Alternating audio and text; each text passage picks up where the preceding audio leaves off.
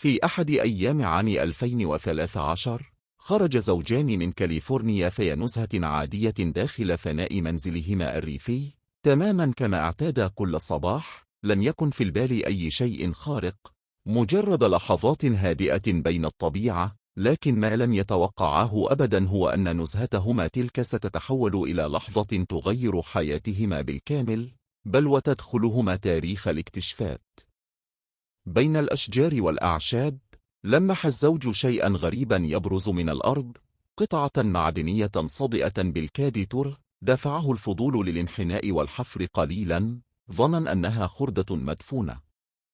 لكن ما وجده لم يكن كذلك إطلاقا، بل كانت علبة معدنية قديمة ثقيلة مغلقة بإحكام. حين فتح العلبة اتسعت أعينهما من الدهشة. عملات ذهبية، عشرات القطع المترصة بداخلها لامعة بشكل مدهش، وكأنها لم تمس منذ لحظة سكها. تسارعت دقات قلبيهما، وبدأ الحفر حول المكان لتتوالى المفاجآت واحدة تلو الأخرى. وجد 8 علب معدنية مدفونة، وكل واحدة منها مليئة بالذهب.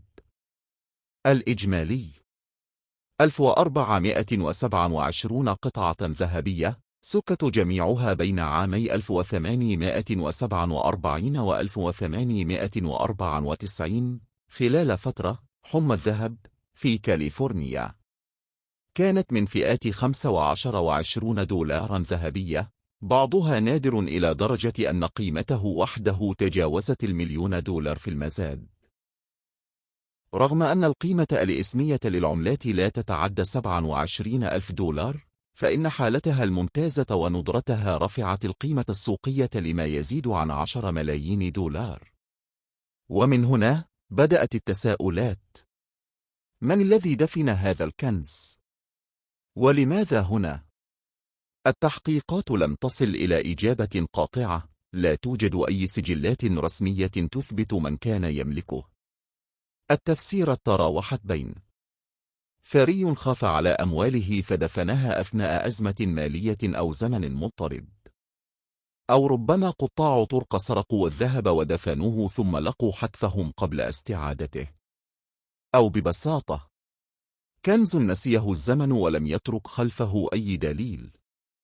أما الزوجان اللذان عرفا إعلاميا باسم جون وماري حفاظا على هويتهما، فقد قررا أن يتعاملا مع الكنز بحكمة. استعانا بمحام وخبراء تقييم، ثم قام ببيع أغلب القطع في مزاد إلكتروني، حيث حققت بعض العملات أسعارا خيالية، كما قدم تبرعات سخية لمؤسسات خيرية، واحتفظ بعدد محدود من العملات كتذكار لهذه اللحظة التاريخية. الزوجة كانت مولعة بجمع العملات منذ صغرها، لكن لم يخطر ببالها يوما أنها ستجد أعظم كنز عملات معدنية في التاريخ الأمريكي الحديث تحت قدميها مباشرة. ما بدأ كنزهة عابرة انتهى بحظ العمر.